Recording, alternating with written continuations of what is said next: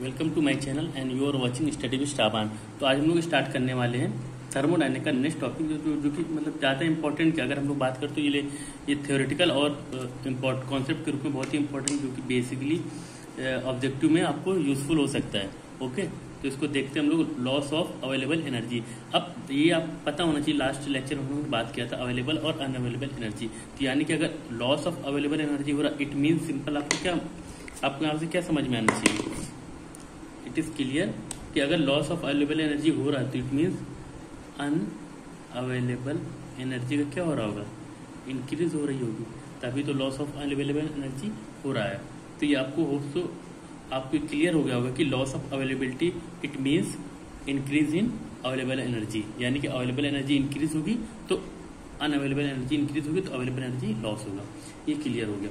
अब अगर हम बात करते हैं इसकी, अब अगर हम बात करें डायग्राम के बिहाफ पर, हम लोग इसको क्लियर करते हैं कि इसका कॉन्सेप्ट कैसे डिफाइन करना है। ओके, तो अब अगर हम टीएस डायग्राम कंसीडर करते हैं, ओके, ये हम लोगों ने टीएस डायग्राम कंसीडर कर दिया। ये टी हो गई, ये एंट्रोपी हो गई। अब यहाँ पे एक साइकिल हम लोग ले लेते हैं।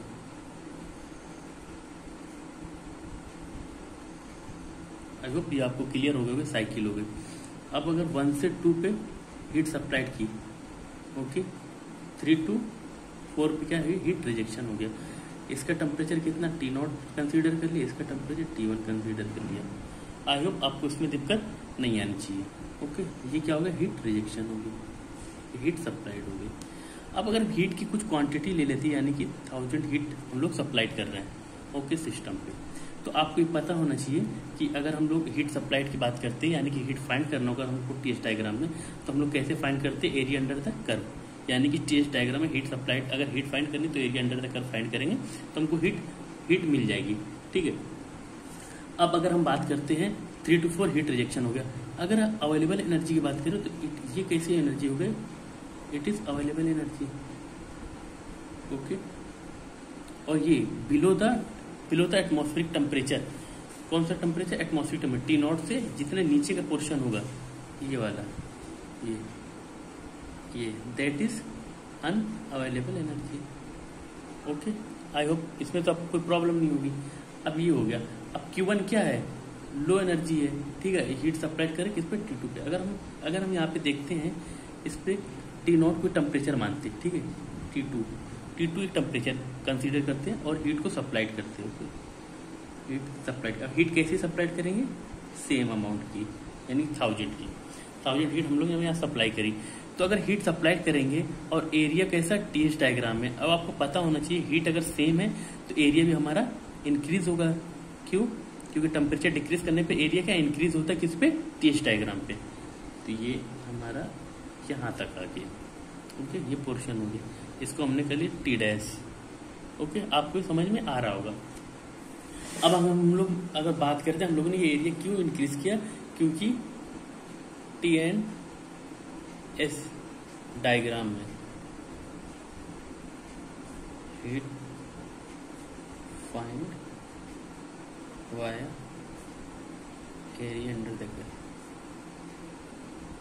Area under the curve. ठीक है, अगर टीएस डायग्राम की बात करें, हीट फाइंड करनी है हमको तो एरिया अंडर द कर्व लगे, और हीट हमारी सेम है, टेम्परेचर हमने डिक्रीज कर दिया तो हमको एरिया क्या करना पड़ेगा? इंक्रीज करना पड़ेगा। ठीक, हमने एरिया इंक्रीज कर दिया। अगर हम बात करते हैं 4 to 3 की, 4 से 3 डैश की, तो यहाँ पे दिख रहा होगा, अगर हम 4 to 3 डैश की, तो यहाँ पे आपको समझ में आ रहा होगा, क्या फाइंड आ रहा है कि एरिया ऑफ अवेलेबल एनर्जी का क्या इंक्रीज हो गया, यानी कि टेम्परेचर अगर हम डिक्रीज करते हैं और हीट सप्लाइड करते हैं तो यहाँ पे क्या होगा? हमारे पास अवेलेबल एनर्जी क्या होगी? इंक्रीज होगी। ठीक है, हमने टेम्परेचर डिक्रीज किया। ये वाला पोर्शन कौन सा? ये देखिए, ये हमारे पे क्या हो गया? इंक्रीज हो गया। क्यों? हमने टेम्परेचर डिक्रीज किया और ये हमारे पास एरिया इंक्रीज हो गया। अब हम लोग जानते हैं, due to the heat transfer its lower temperature increase in the unavailable energy. अगर हम लॉस कर रहे हैं, ठीक है, अवेलेबल एनर्जी का लॉस किया तो यहाँ पे इंक्रीज क्या होगा? ये वाला पोर्शन हमारा अनअवेलेबल एनर्जी हो गया। होप सो आपकी चीजें क्लियर हो गई। अब अगर हम बात करते हैं अनअवेलेबल एनर्जी की। किस प्रोसेस के लिए? 1 के लिए। 1 प्रोसेस कौन सा? ये वाला, यानी कि 3 to 4 की बात कर रहे हैं। तो इसमें क्या आ जाएगा? अनअवेलेबल एनर्जी क्या आएगी? टी नॉट और इसका एंट्रोपी कितना होगा? डेल्टा एस, यानी कि डेल्टा एस। ये कौन सी इक्वेशन बनी? फर्स्ट। अगर हम 4 to टी डैश की बात करते हैं तो यहाँ पे अनअवेलेबल एनर्जी कितनी आएगी? टी नॉट, देखिए टी नॉट और इसकी एनर्जी कितनी हो जाएगी? डेल्टा एस डैश, ठीक, यानी T not delta S dash कर लिया। होप सो आपको ये क्लियर हो गया होगा। अब अगर हम बात करते हैं टोटल अनअवेलेबल एनर्जी की, ठीक है, तो हम लोग यहाँ पे क्या करेंगे? मैक्सिमम में से मिनिमम सब्ट्रैक्ट कर देंगे। Unavailable energy 2 minus energy E1, यानी कि T not delta S dash minus T not delta S. यहाँ पे आपको कोई प्रॉब्लम नहीं होनी चाहिए। अगर हम टी नॉट कॉमन कर लेते तो क्या बचता है? T dash S dash delta S dash और डेल्टा एस। ये क्लियर हो गया। अब आपको पता होना चाहिए डेल्टा एस क्या होता है? एंट्रोपी। डेल्टा एस क्या होता है? Heat upon temperature. अब देखिए, अब हम बात किसकी करें? डेल्टा एस की। तो डेल्टा एस कौन सा है? एस डैश कौन सा? ये वाला पोर्शन, ठीक है। तो यहाँ पे कौन सा आ जाएगा? ये Q1, हीट कौन सी सप्लाई होगी? Q1 की। और टेम्परेचर कौन सा है? T2। देखिए ये वाला पोर्शन है, ये वाला इंक्रीज किया हमने, ये पोर्शन यहाँ तक गया, तो इसकी हीट कैसी? Q1, लेकिन टेम्परेचर कौन सा आ गया? T2। तो यहाँ पे क्या करेंगे? Q1 upon T2 minus delta S की बात करें इस पोर्शन की, तो इसमें क्या? टेम्परेचर T1 और हीट सप्लाइड और सेम हो रही है, तो हीट तो सेम हो रही है लेकिन टेम्परेचर चेंज है। ओके, ये आपको क्लियर हो गया होगा। अब अगर हम बात करते हैं इसकी डायरेक्ट अवेलेबल एनर्जी, हमारे पास जो इक्वेशन बन के आ रही थी वो अनअवेलेबल एनर्जी क्या बन के आ रही थी? T not Q1 upon T2 minus Q1 upon T1, ठीक। अब यहाँ पे दिख रहा होगा Q1 को हम लोग क्या कॉमन कर सकते हैं? T not Q1 1 upon T2 minus 1 upon T1, ठीक है।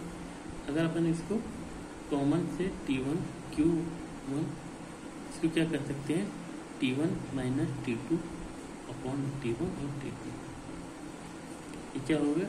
अनअवेलेबल एनर्जी, ठीक।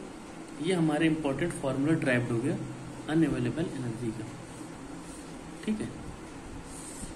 एक फॉर्मूला किसका है? इंपॉर्टेंट किसके लिए है? अनअवेलेबल एनर्जी के लिए। यानी कि आपको ये पता होना चाहिए यहाँ पे अनअवेलेबल एनर्जी क्या हो रही है? इंक्रीज हो रही है, ठीक। अगर अनअवेलेबल एनर्जी इंक्रीज हो रही है तो अवेलेबल एनर्जी क्या होगी? डिक्रीज, ठीक है। ये एक दूसरे क्या है? रेसिप्रोकल हो गए। तो आई होप आपको ये कॉन्सेप्ट क्लियर हो गया होगा। और इसी को हम लोग क्या बोलते हैं? Loss of availability.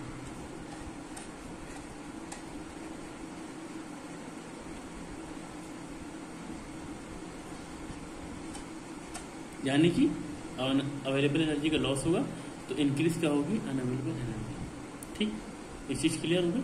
अगर इससे रिलेटेड कोई भी आपको क्वेरी हो तो कमेंट सेक्शन में जरूर बताएं। Thank you.